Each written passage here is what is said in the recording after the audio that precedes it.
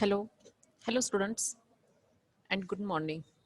In last two lectures, we have studied the basics of information technology and under that concept of IT, ICT, data, information, need of information, computer, computer system and architecture of computer system. Under the architecture of computer system, we have studied the main three types, that is input unit, central processing unit and the output unit.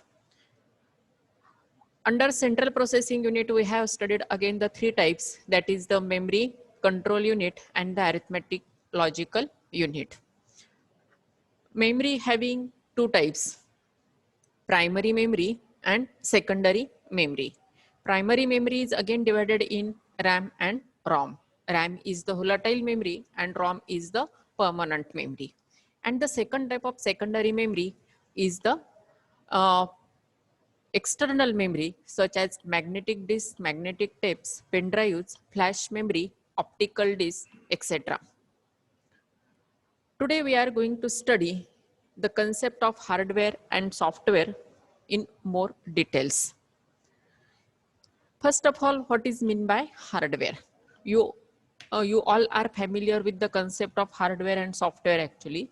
Hardware means all the physical parts which can be touchable, which we can see very easily. All that components can be changeable. All that parts are known as the hardware of the computer system. Every computer system requires hardware as a software for the smooth running or smooth working.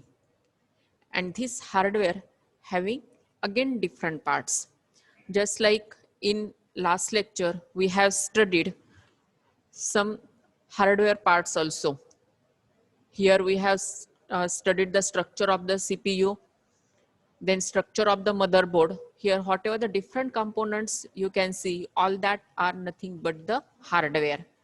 Here, examples of some RAM, examples of ROM, then hard disk. All these are nothing but the examples of hardware. These are examples of secondary memory. Now, let's move ahead to the software. I think up to now you got the concept of hardware. Now software is a set of instruction given to the computer system. It is also known as the program. You know that program is a set of instructions provided to the computer system, and with the help of that instruction, computer system performs a specific task. Similarly, to display a specific task or to complete the specific task, as we require some set of instructions, uh, specific set of instructions are also required to process booting, to process shutdown, as well as each and every functionality of the computer system. This software part is not visible. You cannot see any software part. You cannot see the MS Word or MS Excel as it is invisible. You cannot touch it. Okay. Software is a generic term used to describe the computer programs. I think you got the basic difference in between the hardware and software. The main difference is that software is touchable and visible, but hardware is touchable and visible, but software is non-touchable and non-visible. We can just operate the software. Now we will see the categories of the software. This software is categorized into types. First one is the open source software and second one is the closed source software. Under open source software, coding or source code is open as a public. Every user can modify, can copy or distribute the source code of the software and can be reused. Therefore, what happens whenever any user requires any updates in the current code, that user can easily update that code or improve that code and it can be beneficial for other people. Currently, many states are accepting the policy of free open source software, which enables them to save millions of rupees each year. As currently we are using the Microsoft, which is license, which for which we have to pay the specific amount, and which is not a small one, it is a big one amount. But if we accept the POS system, then we can save our lots of money in the licensing cost. For example, Kerala state saves their near about 300 crore rupees of the licensing cost. They are using the POS policy. This is the main benefit of the open source software. Okay. Open source software means, in short, we can say that it is open to each and every user. Every user can copy it, modify it, or distribute it. Every user can update it, and it can be beneficial for other users also. And the main thing is, it is freeware software. It does not require any amount for its licensing. Okay.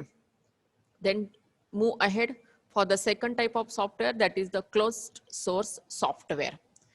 Closed source software, it is completely opposite to the open source software. Under open source, everything was open, but here under closed software, we cannot change anything within the software. Whatever the data or whatever the instructions are provided by the originator, we have to just follow them. Just like Word, Excel, PowerPoint, or whatever the different softwares under the Microsoft, all that are closed source software. We cannot change anything as per our requirement. If in Word, if we require the specific things, then we cannot change it. We have to just follow the instructions given by the originator or the owner. That is known as the closed source software. Now, based on its utility, software's utility, computer software can be divided in two types: application software and system software. First of all, what we have seen? We have seen the categories of the software. Open source and closed source are the categories of the softwares. And depending on its utility, software can be classified as a application software and the system software. First of all, let us go for the application software. Application software is a program or a group of program designed for end users. That means specific program instructions are given to solve the specific task. Only task-oriented instructions are known as the application software. For example, database programs, word processing, web browser, presentation, spreadsheet, all these are the application softwares. Under Word, we cannot perform any type of calculations properly. In database, we cannot perform the presentation. Under presentation, we cannot design the database. And in web browser, we cannot perform the working of Word, Excel, and PowerPoint. Also in spreadsheet, we cannot do the documentation or database creation or presentation generation.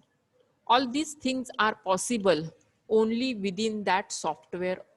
Therefore, it is known as the application software. Its other examples are payroll system, admission system, library system, or medical store software.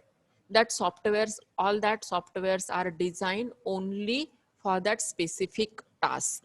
Therefore, always remember it that task-oriented software is known as the application software. Application software is related only with that application. It will not perform any other task. Okay. Now the second type of software is the system software. System software is a set of instructions required for a computer system to work. We can say it as a operating system. Operating system is the best example of system software. Now, what system software performs? System software allows different applications to perform properly. It provides functionality, proper hardware support to the different hardware components. And whatever the different combinations are required of software and hardware, all that things are performed under the system software. For example, if you have to take the printout on a printer, in that case, the printer is the hardware device and your printing material or your soft copy is your software. But the communication between the hardware and software is communication can be done by using the system software. And all these things are nothing but the operating system. That operating system may be the Linux operating system, or that may be the Microsoft operating system, or any else operating system. All operating systems are the examples of the system software. Okay.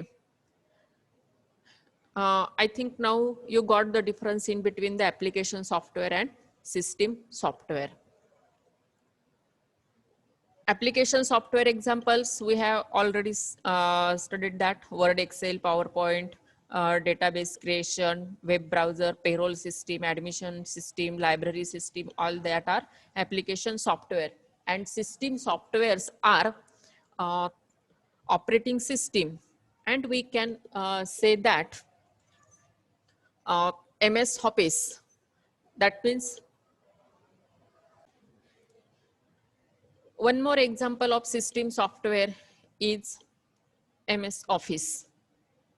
Just now we have seen that operating system or OS is the example of system software, and one more application or one more example of system software is Microsoft Office. I am not saying Word, Excel, PowerPoint separately. I am saying MS Office. MS Office is a combination of all these application softwares, and this complete MS Office tool supports the every functionality required for these different applications. One more simple thing to remember the difference in between the application and system software is that we all are the application softwares and our principal is our system software. Different instructions are given by our principal and we are just following them. Therefore, we all are application software and our principal is our system software. Okay. Now let's move ahead with the operating system. Just now we have seen that operating system is the example of system software. Now, what is meaning of operating system? A computer would not be able to function correctly without an operating system.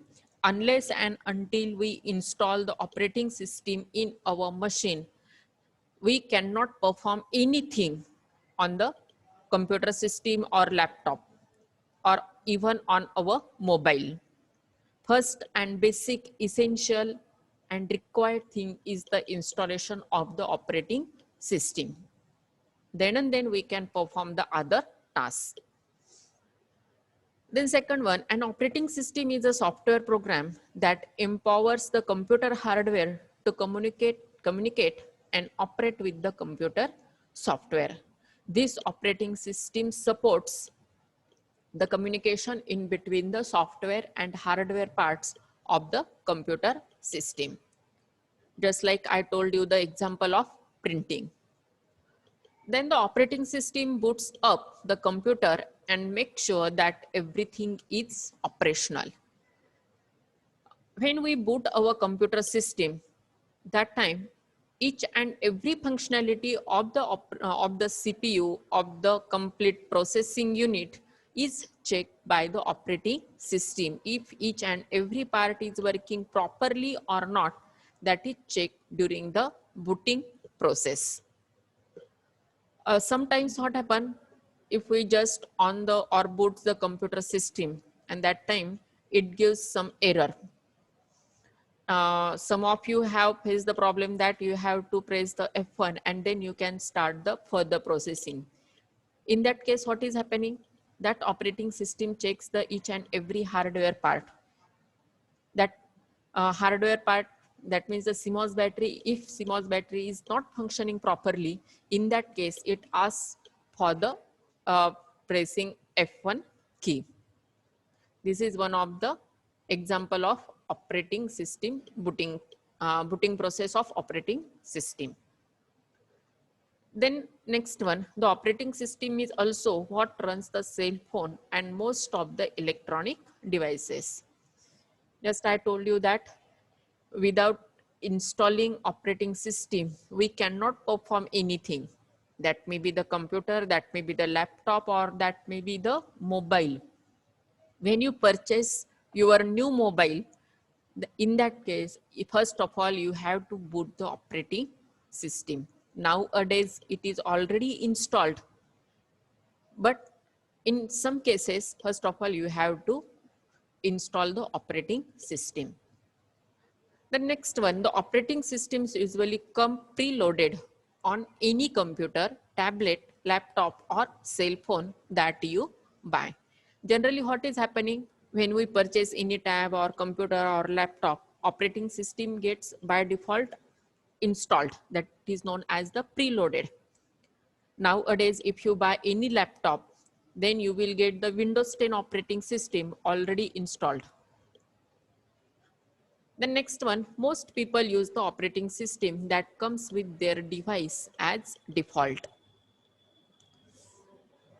Whatever the operating system is installed in your mobile or computer, that operating system is preferred by most of the people. Then it is necessary to use licensed operating system and not a copied or pirated one. This is the main thing, that you should not go for the pirated or copied copy of the operating system. For example, if you are having the Windows 7 operating system and if you want to update it to the Windows 10, then you have to purchase the license copy. You will get a lots of benefits of the license copy, and if you install the pirated copy, then it will be harmful for your computer, hardware, as well as software. Also, if you install the pirated operating system or any pirated software in your computer system or in your electronic device, then it is a crime under the cyber law. Then one more, there are many open source operating systems available on the web which are freely downloadable. It is advisable to use those operating systems of pirated ones. Instead of using the pirated copies, you can use the open source operating systems which are freely available on the internet. Okay, all these are all about the operating systems functionality. In next lecture, we will study some examples of the operating system for our computers as well as for mobiles. Okay, today we will stop here.